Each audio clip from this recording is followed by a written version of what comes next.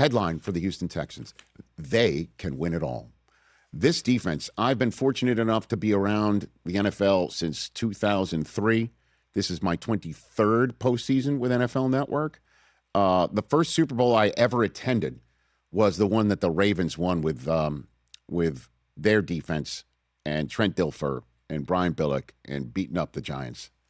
And this defense of the Houston Texans is up there with that one. I know I'm talking about one of the all-time greats. But again, I saw what they did last night. I saw it with my own two eyes calling the game between the Texans and the Chargers on NFL Network on that Week 17 Saturday after Christmas. This is no joke, folks. They just come at you, and they keep coming at you, and they keep coming at you. Young and veteran, all of them, all three levels. My God, all three levels. They've got guys on the back end that's baiting you to pick you off, or somebody like Jalen Petrie up there with his guardian cap just throwing his body around like he doesn't have one on his head. And then Azeez Al-Shire right there in the middle, the Pro Bowler. He's one of the fastest sideline to sideline backers I've ever seen. Toe. Obviously, you got the two guys on the ends as well. The guys in the middle. Sheldon Rankins, again, first defensive tackle in the history of the NFL to return a fumble for a touchdown in the playoffs. They were all over the place, man.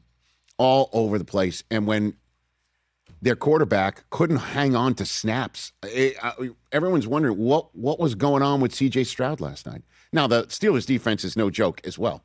Okay, like that'll make you look at the rush instead of down the field, make you think about, do I have the snap or not? I don't know what was going on with C.J. Stroud. And that'll be the conversation between now and kickoff, Chris, of that game in Foxborough on Sunday.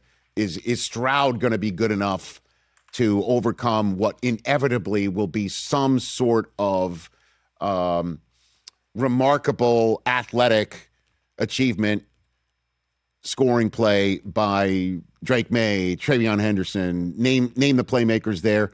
I think the wideouts are going to have a tough time getting open on this defense.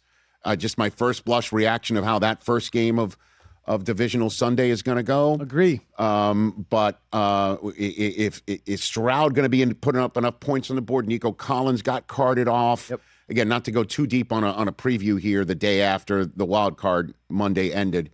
But defensively, holy crap. I mean, that's the headline. They were good all season long, and they were exactly what the doctor ordered last night when Stroud came up with, by the way, a fumbleitis that he had all last night is exactly what they needed. And after the game, D'Amico Ryans, I think we have him talking about his defense. This is what he had to say about that side of the ball. It was an outstanding defensive performance, one of the best that I've seen, especially versus a really talented offense, talented quarterback who's, played at a high level for a long time. So I'm proud of our defensive performance. I think this is the best performance we've had in our team history. So I'm proud of our guys for that, to limit the points, to take the football away, not only just take it away, but to go score. You get 2 defensive touchdowns, that's a big deal. It doesn't happen much, and those guys did what they have been doing all year, playing disruptive, playing violent up front, and it helped us to win the game today. And again, C.J. Stroud last night found enough offense, just enough offense. And Christian Kirk, what an addition, the former Jaguar and Arizona Cardinal, exactly what they needed, certainly with Nico Collins knocked out with a concussion. 8 catches, 144 receiving yards, and that receiving touchdown that put them up. And that 1-point lead that they had on Pittsburgh felt like a 10-point lead because of this defense. And Stroud had this to say afterwards. We had some problems with the snaps. Me catching them, got to find a way just to catch them and then take care of the ball. I think these games, the playoffs games, from my experience, they're going to make plays, we're going to make plays.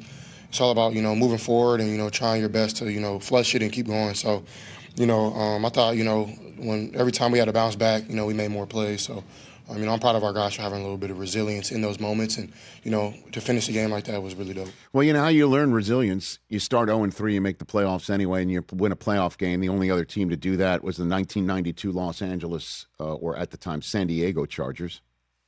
That's resilience. You go 0-3 and make the playoffs. You win a playoff game, you go to the divisional round anyway for the third straight year, I might add. And interestingly enough, C.J. Stroud, if you remember last year in the game against the Chargers, they were losing that game, and the momentum was all about the lightning bolts until he fumbled a snap, picked it up, made a remarkable offensive play. The whole momentum changed. I was waiting to see if any of those fumbles would lead to that. It didn't, because the defense needed to come up big. And it did. It's a championship defense that can take the Texans the whole freaking way, 100%.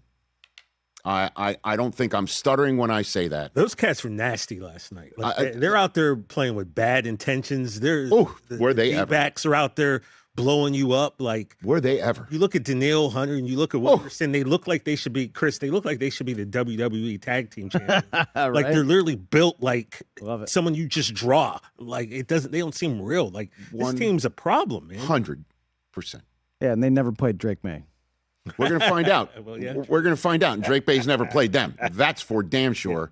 And but, the defense that showed up and was all over Herbert needs to show up. And because if they're all over Stroud like that, May's going to make more plays than Rodgers, because he's got more weapons and he's got the ability to use his legs in a way that Rodgers used to. Yeah.